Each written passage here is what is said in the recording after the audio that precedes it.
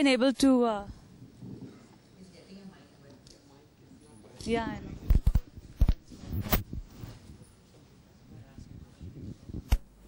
Despite all of this, yeah, it's been a challenge just getting some of the principles of financial literacy to the staff, right, about how much they spend. So, you know, even for the mechanisms in place and some of these technologies work, how do you actually kind of put some of these principles into place so that they're actually saving and consuming more wisely? Well,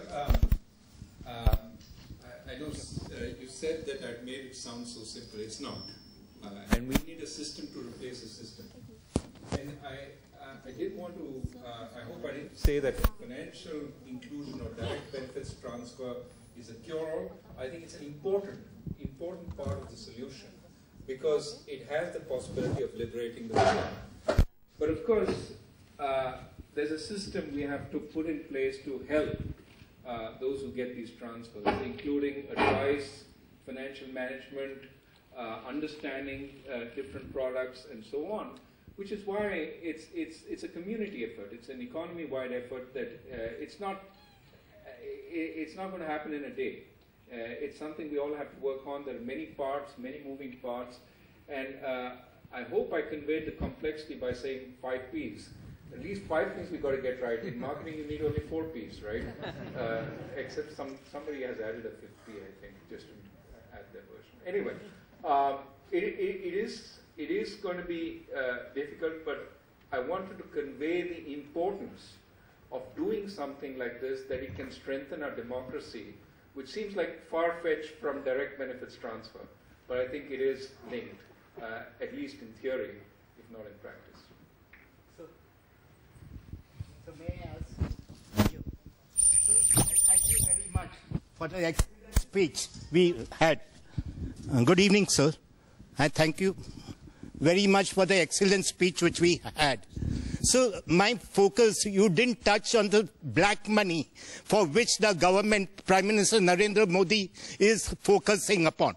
So what I would like, there's a move of Reserve Bank of India whereby notes which do not have the year printed are being taken back and issued. My suggestion, if the RBI could consider, we can have new series of notes with Rabindranath Tagore, Homi Bhabha, and whereby the scientific fervor is introduced under the new leadership of Prime Minister. So, I'm not quite sure if what you meant is demonetize the old notes and introduce new notes instead. And in the past, demonetization has been thought of as a way of getting black money out of circulation, because people then have to come and say, how do I have this 10 crores in cash sitting in my safe? They have to explain where they got the money from. It's often cited as a solution. My sense is clever, find ways of... Hello. Check. Hello. I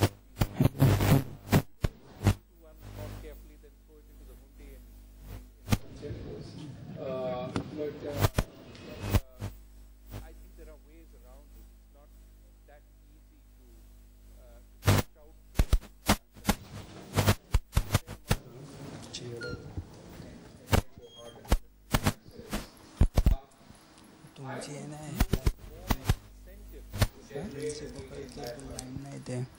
Hello.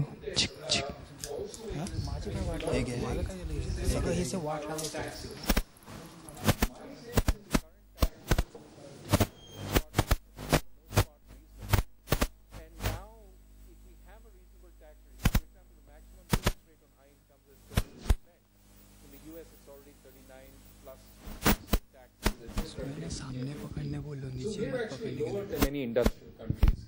Given that, there's no reason why everybody who should pay taxes is not paying taxes. And so I would focus more on using tracking data and better tax administration to get at where money is not being declared. And I think it's very hard in this modern economy to hide money that easily.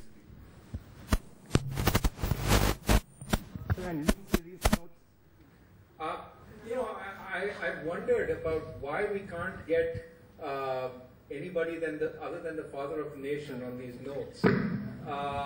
because there are so many great Indians. Of course, he stands head and shoulder above everyone, but there are so many other great Indians that we could get on the notes. I sense that almost anybody else would be controversial, except perhaps for, you mentioned some people in science and literature, but even within those areas, there's a lot of controversy on who's the most, we just had an example of a sportsman being named to the Bharat Ratna, and within sports itself, despite this person being somewhat iconic in India, we had a lot of debate about who was really the best. So, unfortunately, it seems that we can't agree on anybody else.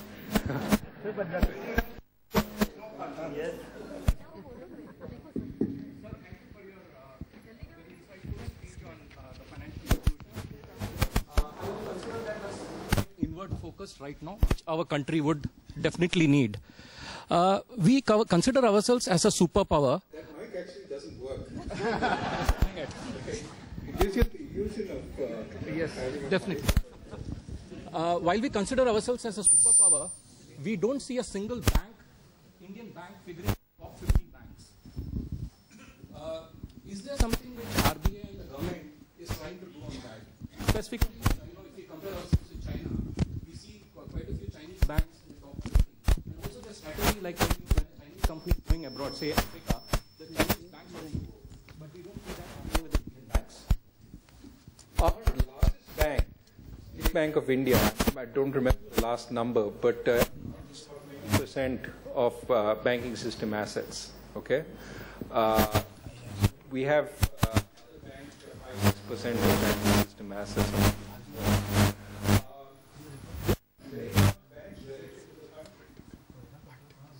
If you look at the United States, the largest bank would be a much smaller fraction of the banking system assets than SBI. Why am I making that point? Because it seems to me the key issue is not so much the size of the banks relative to the economy. SBI, ICICI, Punjab National Bank, they are very big relative to the economy. The problem is our credit to GDP ratio is relatively low, and our economy is 1/3 of China's size and 1/7 of the US size. In other words, your concern about having large banks is to grow the credit to GDP ratio from the current levels. China's credit to GDP ratio is 160%. We are, if you say credit is about 70 to 80,000 crores, we are about 80 lakh crores. It's about 75% of 60 to 75% of GDP. So, in other words, China does 2.5 times the credit we do relative to its GDP. Banking sector is so much bigger relative to GDP, and of course, the Chinese economy is 3.5 to 4 times our economy size. So, grow credit to GDP, grow the economy, we'll have world-sized banks. Governor, you very articulately and accurately described this circle of dependence which prevents the consumer from getting access. And I agree with the theory, and I think consumers will want the access. The problem with circles of dependence is they become cozy. And the question is, nobody who has the power to make change wants to break the circle. Now, when you go and talk to government, to people who have the power to break this circle, are you finding any willing accomplices in breaking this, or are you going to be the Lone Ranger having to fight this all out by yourself? No, I did not want to indicate that there weren't people, well-meaning politicians, well-meaning leaders out there who want to make a change in the system. And my sense, I said the government is going to announce this plan, is that the government, certainly, probably not for the theory I'm putting on the table, but for a variety of public services, and wants to improve financial inclusion. So, for whatever reason, I think the broader objective of creating choice for the poor is certainly something that people are talking about, are thinking about. What I wanted to put down was a particular theory as to why I think this is so important today. Because when people think about direct benefits transfers, they don't sort of look at all the things it could change, all the dimensions in which it could be such a powerful tool in changing the dynamics at the lower level. And of course, as Ms. Piramal said, there's a lot more that needs to be done than just this.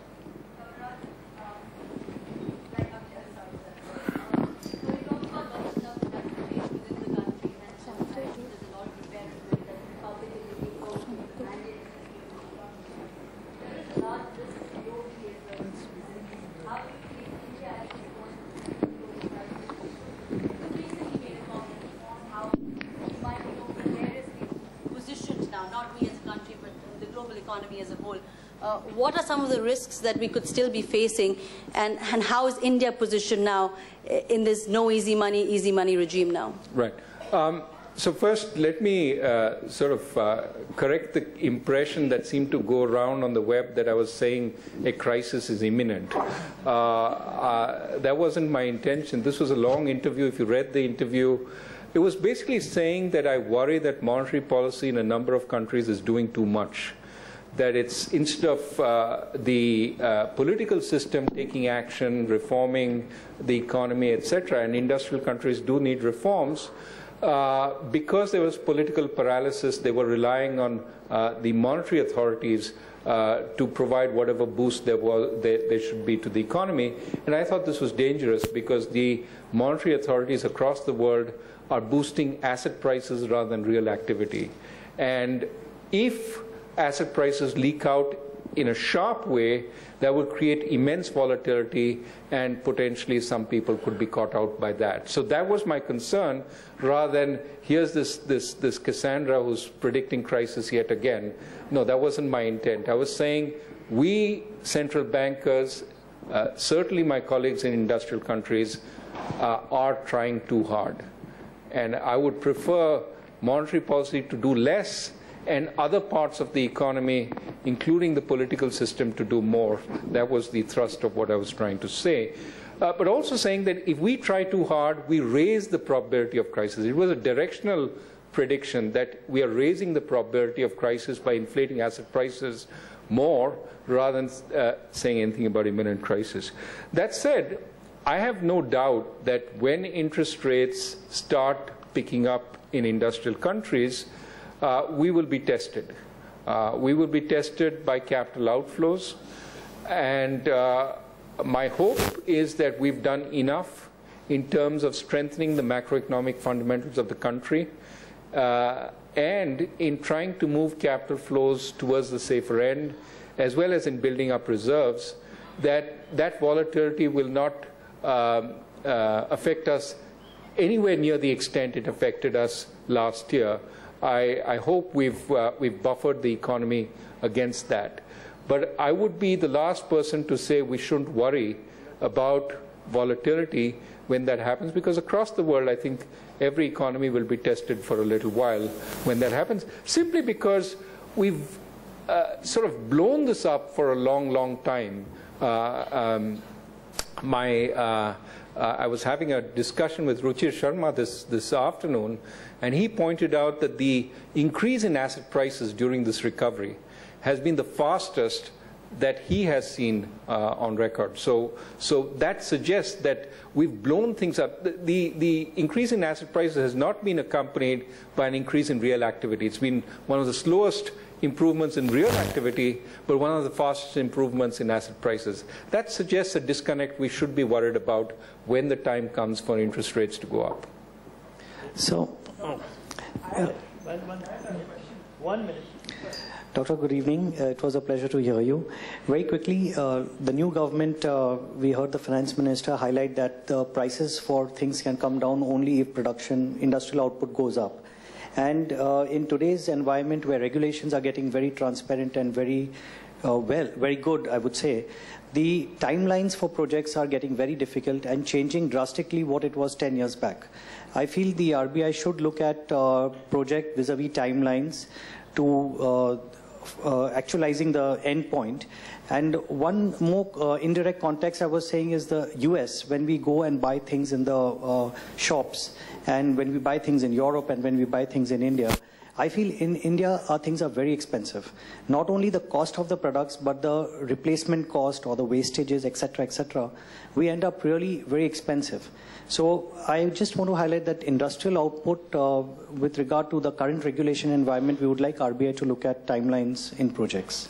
Well, recently we allowed banks to structure loans in a more flexible way, what we call the 525 structure, where much of the construction would get done in the first 5 years, and then the whole loan could be restructured and sold, if necessary, to people outside the banking system.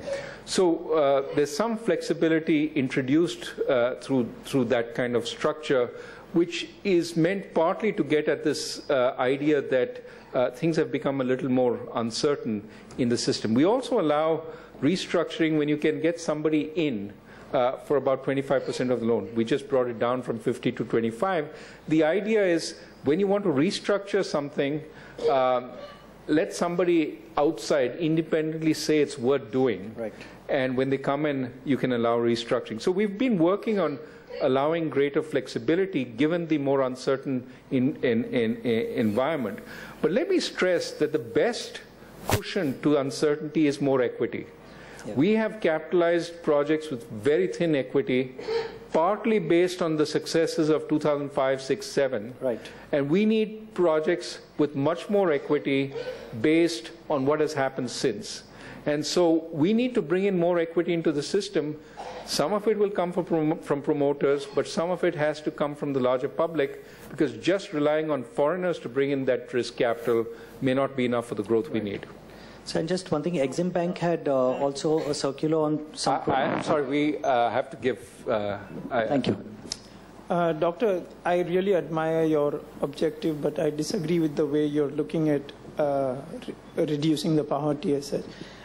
Direct cash transfers for a country where we have 300 million people who are below the poverty line, I wonder what's that going to do to our deficit. Plus, how is it going to incentivize people to work hard? It sounds a little like Robin Hood economics to me. You know, you take from the rich and you give it to the poor. Why don't we look at creating, if we are very keen on reducing poverty, why don't we look at more job creation? And for doing that, why don't we reduce the interest rates for the industry? That would just be a good trickle-down effect for the poor people as such. See, and more for the construction industry, because I'm from there. So, I was waiting for the plug. Look, I have absolute sympathy for your point that creating good jobs are the best way to liberate people from poverty. And we need to create far more good jobs. We need to create frameworks where those jobs are enabled, allow new firms to enter and grow. We need to do all that. But that's not in any way these two solutions are not mutually exclusive. When I say direct benefits transfer, let me ask you the question, how much money do you think the government is spending today on all these services per person already? Right?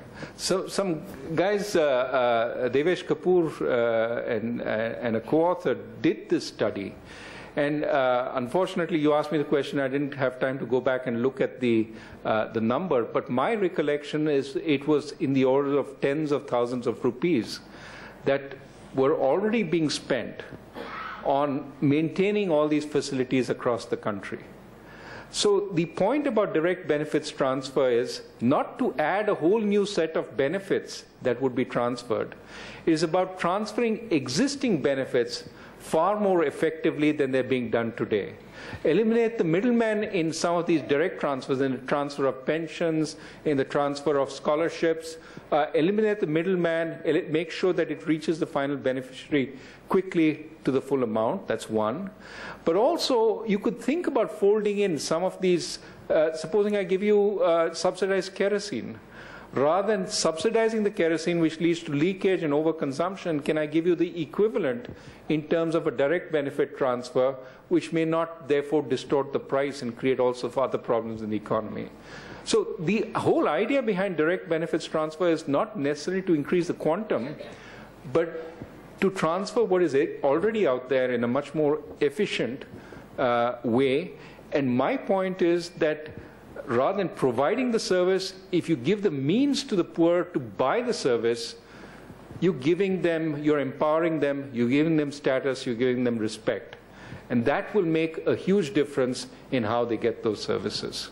On the issue of interest rates, I think I've spoken enough, so I won't speak more.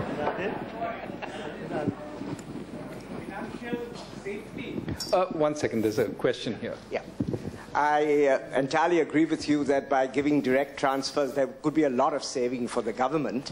But would you recommend the same amount of direct transfers for everybody? But should it, or which is what happens now? We spend the same amount of money on everybody, including perhaps the rich. Would we give the same cash transfer to everybody, or would there be some sort of graded scheme? And what sort of transition would we have as people become rich to withdraw the cash benefit?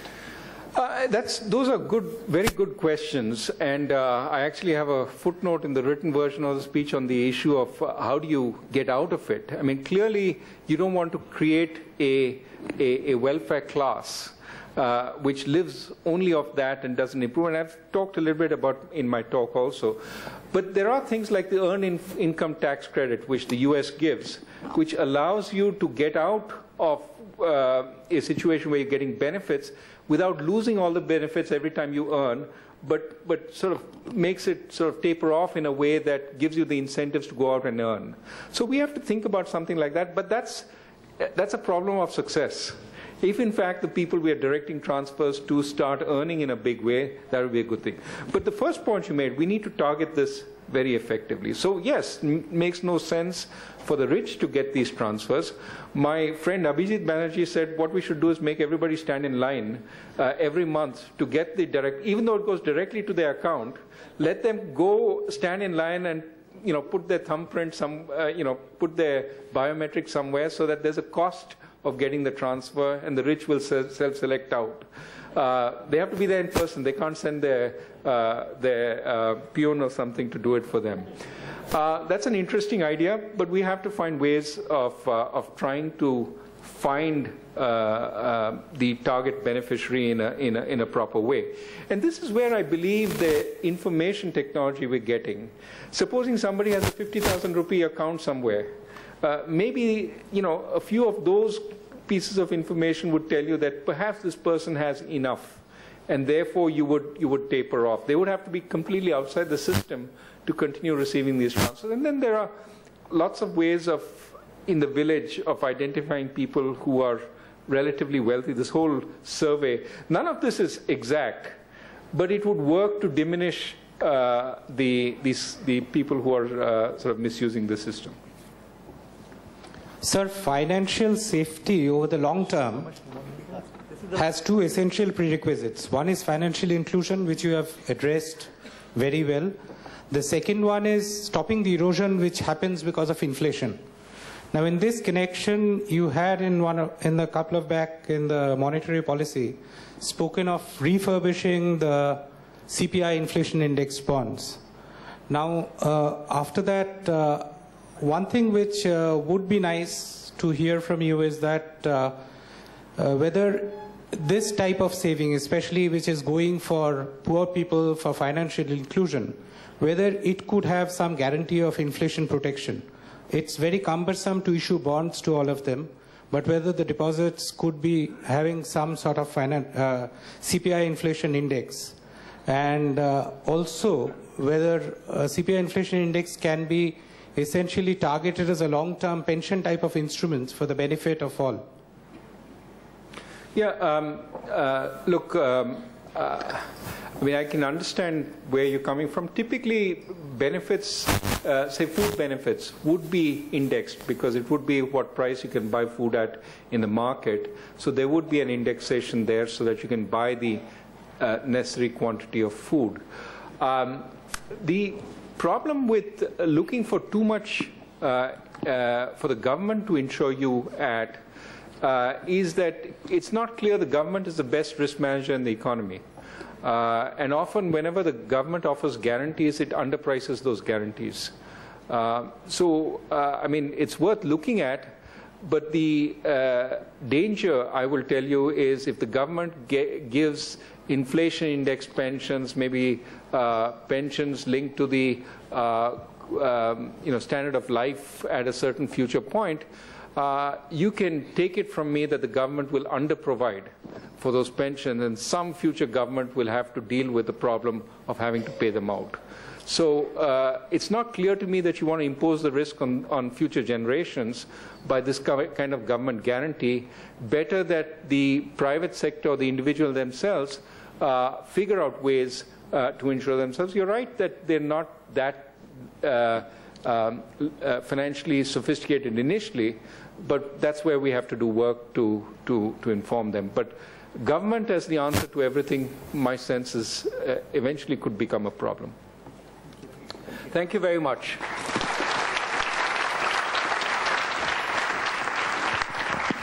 After today's interaction, we know there are more than a few good men in our government systems. Thank you, sir. We applaud your vision and courage. On behalf of MIDC, Dr. Bhushan Gagarani will give a memento to Dr. Raghuram Rajan.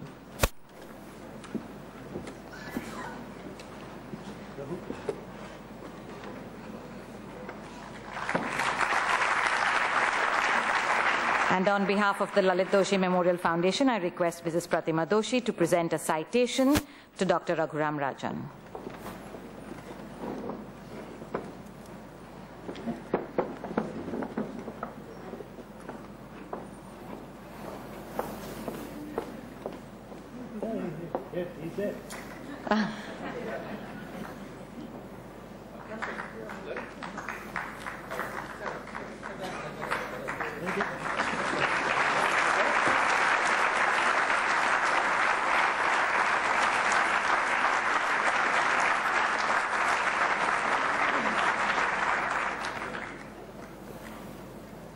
We have had a full house, and I now request Dr. Gagarani to deliver the vote of thanks. On behalf of Lalit Doshi Memorial Foundation and Maharashtra Industrial Development Corporation, I would like to express my gratitude to Dr. Raghuram Rajan for not only articulating his thought, but the putting up the financial inclusion issue and contextualizing it in the entire gambit of governance. Thank you very much, sir. I would like to thank Dr. Saharia, the former Chief Secretary, Government of Maharashtra, for presiding over this function, and Dr. Swadhin Kshatriya for gracing this occasion. Thank you very much, sirs. Above all, I am grateful to all of you to making this event meaningfully successful on continuing basis. Thank you very much.